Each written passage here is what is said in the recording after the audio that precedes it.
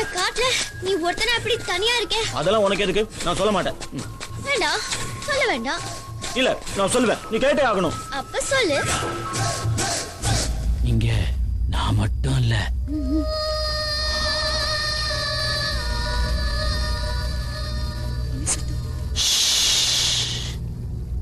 என் சொந்தக்காரங்க தண்ணி குடிக்க போய்கிட்டு இருக்காங்க. சொந்தக்காரங்களா?